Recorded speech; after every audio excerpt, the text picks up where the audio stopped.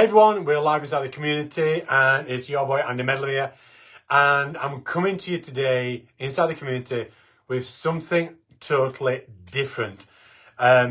Different camera view, different angle, and I'm obviously in front of my piano.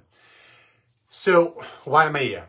Well, I've been doing a lot of deep thinking in like, how am I the character that I am today that's allowed me to be so motivated in business, that's allowed me to have this stickability, and that's allowed me to do things outside of my comfort zone that potentially a majority of people wouldn't do to build a business.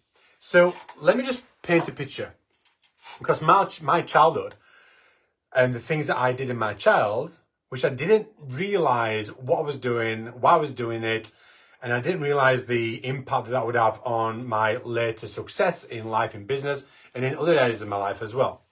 But I'm going to share a story in a second, which for me, I shared it with my coaching clients a few days ago, and I got quite emotional. I didn't realize I was going to get emotional when I shared this story, but it meant so much to me as a child. And I will explain. But I do get a lot of coaches saying to me, like, how come some of your clients get dramatic results and then some don't? And that's absolutely the truth, right? It's like a lot of people will buy books. A lot of people will buy a book and never read a book. A lot of people will buy a book, they'll start reading a book and they'll never finish a book. There'll be a lot of people that'll buy a book, they'll read the book, they'll finish the book, yet they never take action on the information that was shared inside the book. And then there's a very small minority of people that buy the book, read the book, complete the book, and then take action on the book and then get the results. It's the way of life, right? And it doesn't matter what I do as a coach, as a mentor, the person is going to do what they're going to do. But in my opinion, and from really studying it, there is a handful of characteristics that the people that buy the book, read the book, complete the book, and actually generate the results, there's level of characteristics that allow them to get the results. And I've analyzed my top clients who get the biggest results, and they've all got these three commonalities in place. One, motivation. And they're motivated by a goal that makes them unstoppable, because that goal is so meaningful to them. It's attached to them in many different ways that, like, nothing's going to stop them. Nothing at all is going to stop them. By the way, I don't have a microphone linked up to this, so I hope you can hear me okay. Hey, Michael, been a long time, my friend. The second thing is having grit. If you don't have that grit, that determination to push through barriers, challenges, obstacles as you are building your business, then, like, the first thing that something happens and it knocks your feet from underneath you, right, and you don't like it and it's uncomfortable, then you're not going to pick yourself back up and carry on. So motivation to hit a goal, a massive goal that's meaningful to you. Grit, drive, right, to push through whatever is facing you and to break that wall down brick by brick by brick by brick, and through all adversity get through the other side, right? And then the other one, the final one, what I believe is courage, right? Having courage to follow through and to push through, to to do the things that's going to be uncomfortable. There's going to be the things that's going to make you step outside of your comfort zone. The things that's going to, like, doing a live and posting out certain piece of content that potentially might scare you, and it might put you in a position of where you might be judged for that, right? But there's many different things that you need courage for in order to make your business happen, in order to push through and to make sure that you get the results that you want. Now, I find the majority of my clients that get the biggest amounts of results in the least short amount of time is they've got those three common denominators: massive motivation, massive grit within inside themselves, and they've got courage to push through. the ones that don't, right, is because they don't have those things. They don't have those things as characteristics. It's not part of their nature. It's not part of their DNA. And I can't teach that shit, right? I can't. It's got to come within. It's got to be natural. Or you've got to try and create it. I cannot give you that. I can give you the strategy and I can coach you around the things that are blocking you. But ultimately, right, you need to have that unlimited motivation, that unstoppable motivation to hit the goal. You need to have that grit, that drive, that determination, that perseverance, right, to push through regardless of what faces you. Because there's going to be challenges, not just in business, but in all areas of life, right? There's going to be. And to think otherwise is just stupid, right? And it's naive. And then, obviously, the final one, which I said, was courage. Now, let me just share a story. Because I believe my childhood, I started creating all these 3 things when I was a child. So I was 7 years old. I remember this as vivid as, like, I'm 49 now, right? So I'm 50 this year. But I remember I was 7 years old, and every Saturday morning, I used to wake up before anybody else in the house. I used to dart downstairs, and my favourite childhood TV programme came on around about 6:30, and they used to call it Tiswas, right? You probably don't know, you probably can't remember. If you're not living in the UK, it'll mean nothing to you, right? But they used to call it Tiswas, and there used to be this character called Timmy Mallet, and every Saturday morning they used to bring like somebody on, a child that that achieved something, which was really, really good. And I used to like watching that element of Tiswas.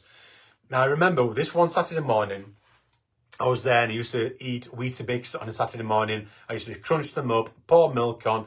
The Weetabix would just used to soak all the milk up, and I'd throw my legs over the sofa, and I'd be eating my breakfast, and I'm really excited about watching this particular part of Tiswas. And there was this young kid on Tiswas, and he can't have been any older than me at the time. I mean, I can't put a stamp on it, like a time stamp, but maybe I was 7 years old, thereabouts. And there was this young kid on Tiswas, no older, maybe a little bit younger than me, and he was playing the piano. And as soon as I saw that, heard that, I got a deep feeling, an emotion inside of me. I'm like, wow, that's amazing. And the hair stood on my neck, my back, I got a shiver on my spine.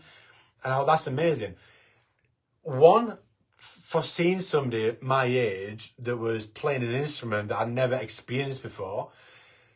2, the sound that you were creating and the tune that he was playing. Now, I never knew what the tune was. I didn't know what they called it. I just loved the tune. I fell in love with the tune instantly. It was classical. Now, I'd never brought up, tongue twister. I was never brought up with classical music. None of my family members were musicians. We never listened to classical music. We always had like Michael Jackson on, Tina Turner on. Like we're going back to, I was born 1974, right? So we're going back to early 80s.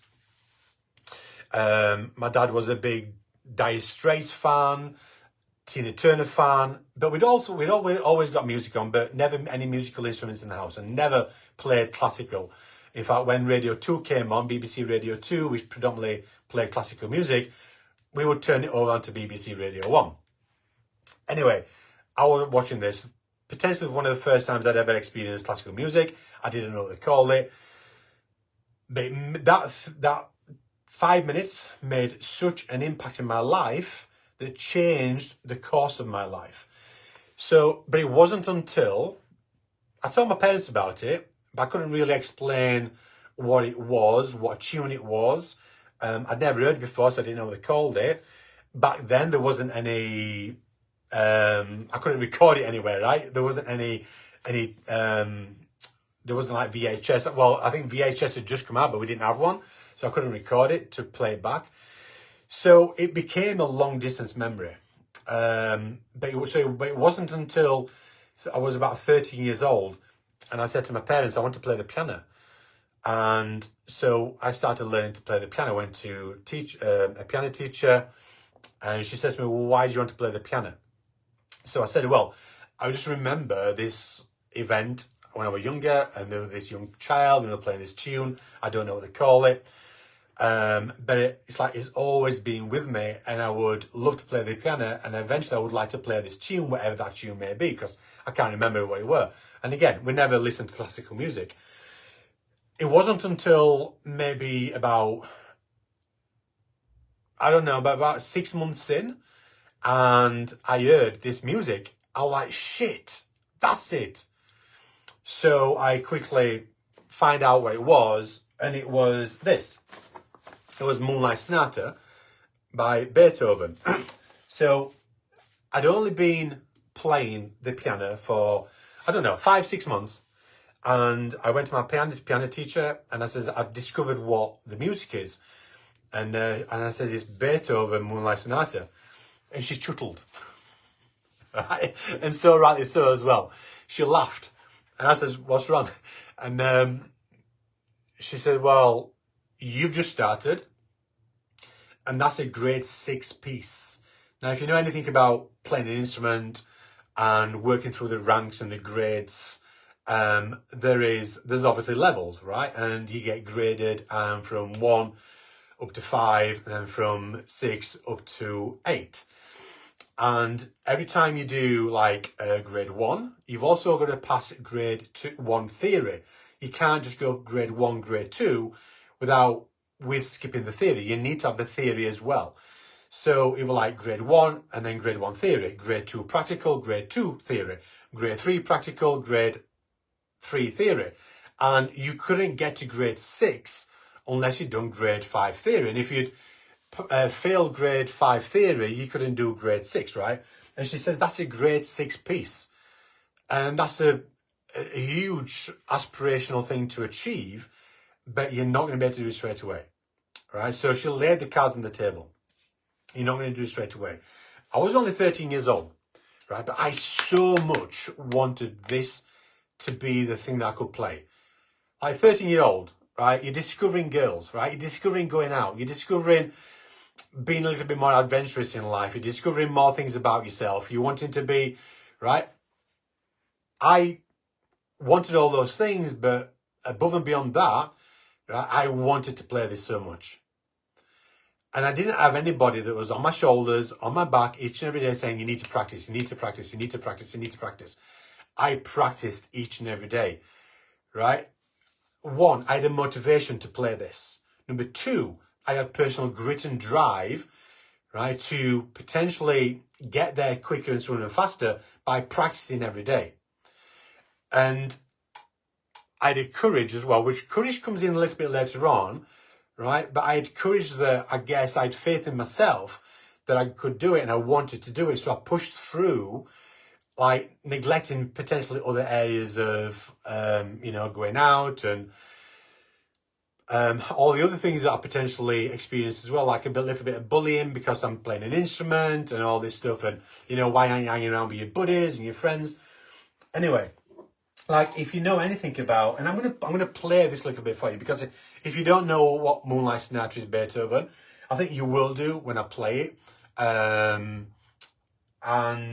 to some, they love it. To some, they hate it. It is what it is. For me, it was a big passion of mine. But it's like all I wanted to do is just to sit down and do this.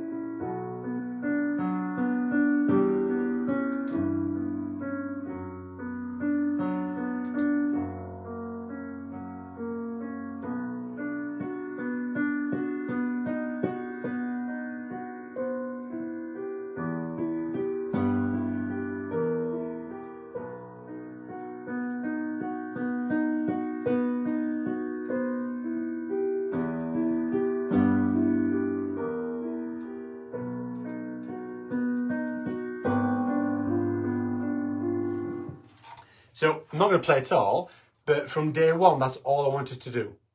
That was my dream. That was my ultimate.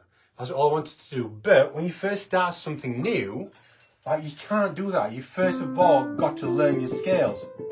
And you don't start that fast, and then you're going to put them both together. And there's just not one scale, but there's many other scales, right? And so it takes time, and it takes courage to push through all the strudels, because, well, that sounds easy and it sounds effortless. If you've never played, if you don't have those skill sets, right, then it's tedious. It's tedious. And it's the same way coming to build a business, right? A lot of people, some people get big wins quickly, but majority of people don't. And they come across these obstacles, which potentially are just like, because they don't have the skill sets. And it's like, oh, it's not working. Well, it is working, but you've got to develop the skill sets. And it's the same with anything in life, right? But let me just expand this story, because that's like a grade 6 piece, right? When I then left school, I wanted to develop this. Now, all my parents, I have 2 parents, right? Mum and dad, amazing, love them. And I always had an amazing childhood. But they wanted me to get a job, because when I left school, I didn't have any qualifications.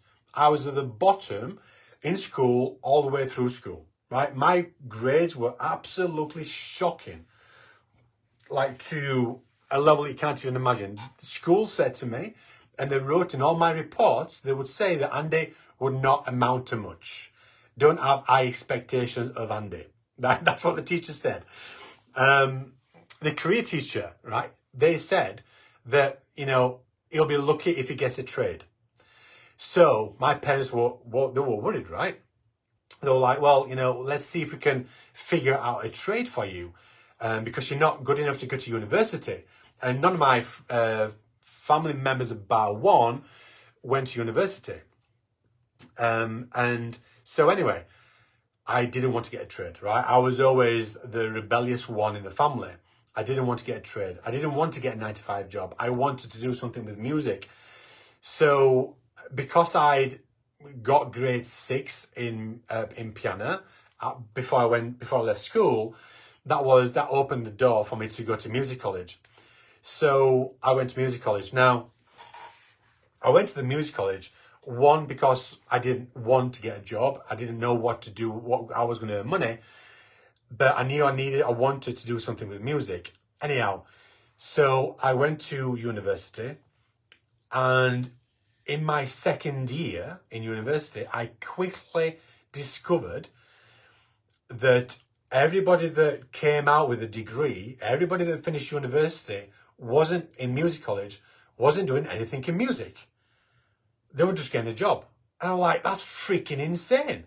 Why would you study for 5 years, 6 years, get a degree, work really hard, and then, like, there were some, love them, right, amazing people, amazing musicians, but they're like just getting a job. They were going to work in a florist, or they were just then finding a trade, or they didn't have that drive, that motivation to actually then push and to create something with the music capabilities and the skill sets and what they'd learned in 5-6 years. I didn't want that for myself. So I thought, well, I'm good enough to actually start earning money from music. So I actually walked away from college. I didn't finish uni. I wasn't going to wait another 3 years before I felt good enough to go out and start earning money playing music. So I ditched it. I ditched college, university, walked away from it. My parents were scared as hell. They were like, well, what are you going to do? At the time, I actually started also playing in restaurants. So, like, background music on grand pianos in restaurants. And this is where really the courage comes from. And this is where this aligns with a lot of, like, coaches and other people as well. Because, well, majority of musicians, right, they just become bedroom musicians. That's all they do. They never take it outside. They're amazing musicians, but all they do is they're just playing the back bedroom. And I find that with a lot of coaches, right? They become good coaches, but they don't do anything with it. Now, I didn't want to be one of those back bedroom musicians.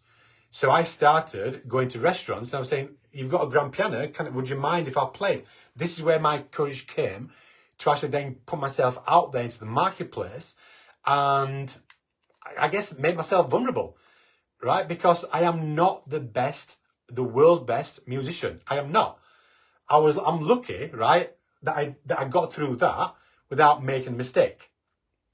Because generally, I will make a mistake. I'm human. But I did it, right? But I put myself out there regardless of, I'm going to make a mistake, but I know I'm good enough to pick things back up and to get around it, to push through it and to get to the end of the music. And I see a lot of coaches don't do this, right? They don't have the courage to go out, put themselves out there.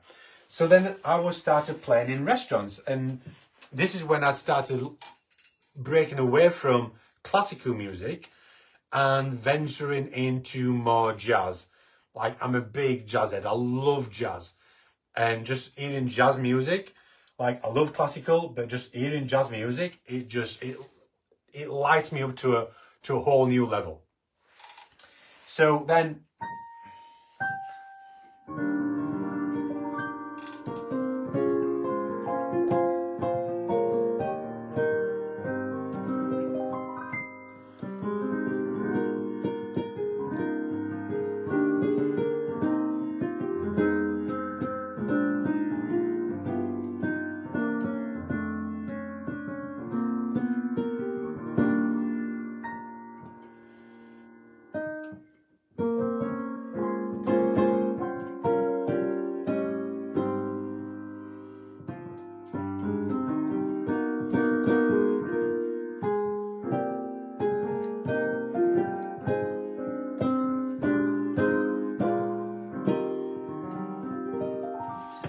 and I probably made about 10 mistakes there, right?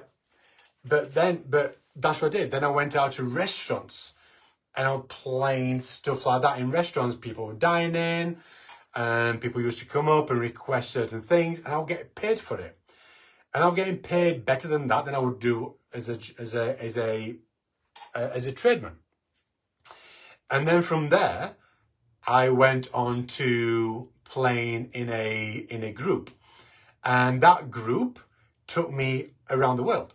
So I played potentially everywhere in Europe, 3, 4, 5, 6 times a year.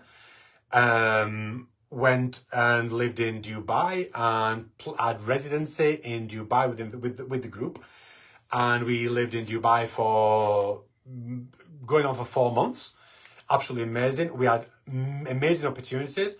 I played on stage in front of 15,000 people. So like massive arenas. We supported back then. So like, if you remember, like Jason Donovan, who was he was dating Kylie Minogue at the time from Home and Away. If you remember, like that in the 80s. So we toured with him, and we also supported Emma Bunton from Steps, and there were a lot of other people that we played with and we jammed with and stuff like that. Absolutely amazing. But that's where the courage comes in. Courage knowing that I'm not the best, but I'm freaking good enough. And having a motivation, a big desire, right, to actually make it work. Come rain or shine. And that's what has enabled me, right? Then I went into sales and I took those 3 traits, right, into my sales career. Motivated to generate sales. Had the grit to go out there, not being the best salesman, right, but being good enough to close sales, and having courage to do it, regardless of potentially not being the best. And then I left that, then I went into network marketing, and I joined a company in the UK, and again, motivated to hit a goal. I had grit to make it work, to learn new skill sets and put myself out there. And courage, right, to make it happen, to push through whatever desires. And then say my coaching business. if you don't have those three characteristics, if they're not ingrained in your DNA, right? Yes, you can create them, but if you don't have those, right, it's going to be hard for you to create success. And yet, and again, majority of my clients that's generated the biggest results, if I analyze them people, right, they've got those three common denominators: massive motivation, massive levels of grit, determination, perseverance, and a level of courage that is off the scale. So much so that they're just going to do whatever it takes to make it work, come rain or shine. So I believe, like, that started with me. I didn't know that, like, me practicing every day, I didn't know that by me wanting to play this Moonlight Sonata by Beethoven, I didn't know by, like, me putting myself out there to go to restaurants and say, hey, I see you got a piano and there's nobody playing this piano in your restaurant. Do you mind if I come and play for you? And they said, well, what is it you can play? I was like, okay, well,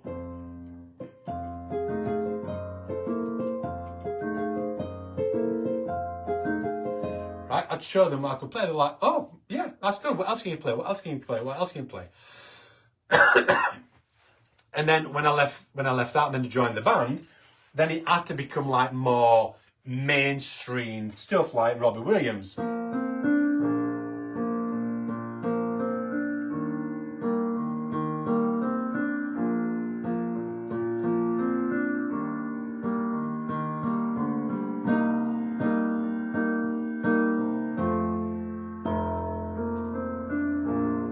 Right, so because it was more covers and not original stuff.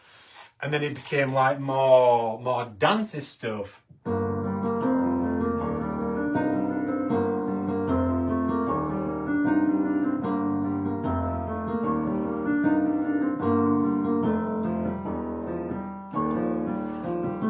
Mistake. So if you're thinking, okay, you know, what is it that is stopping you from, like, generating the 10K results, the 100K results? It's not strategy.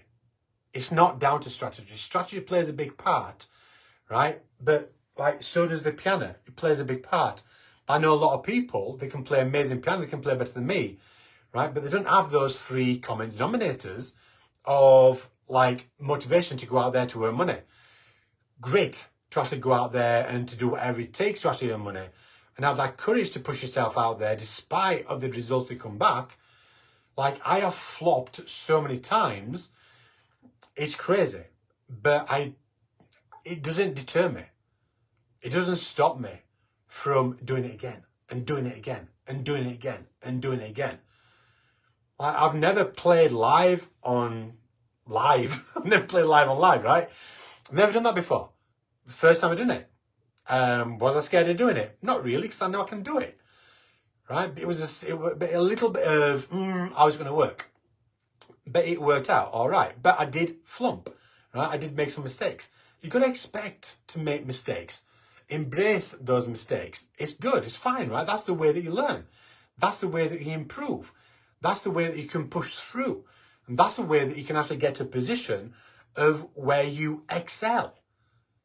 And that's when you're going to start getting results. Obviously, you're going to see results as you're going through the ranks, right? But that's what it takes. So you can have an amazing keyboard, but if you're not willing to go out there and to make it happen, it's not going to happen. You can have all the strategies to actually make your business make it work.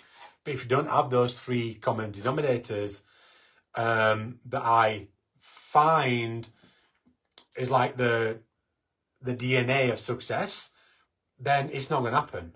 And it doesn't matter how much you wish for it to happen. If you don't have those, right, you're not willing to push through, if you're not willing to learn, if you're not willing to fail, if you're not willing to, have the courage to do things that majority of people won't do, then it's not going to happen. So just want to show up. I know it's Sunday. I don't usually go live on a Sunday, but I just had this opportunity to do this today. I've wanted to do this for a few weeks, but today was a good opportunity for me.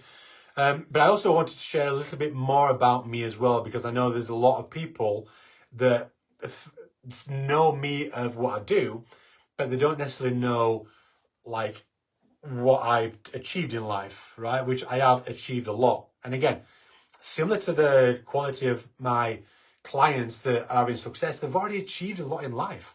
They've already had an amazing career, right? They've already achieved a lot in a lot of different areas of their life. But when it comes to business, you know, that's where they need support. When it comes to sales, that's where they need support. They've already mastered their craft. They're already rock stars at what they do, but they need support around generating sales and generating sales more often, so they can have the business they want and they can have the life that they want as well. So, Michael, I can see that you're still with me, my friend, so I appreciate that. Let me know if this has been valuable, interesting, and if anybody's watching this on a replay, then smash that like button. If you've got any questions around this, if you like me playing, then let me know. And yeah, just share this as well with other people, because it just helps to spread the love.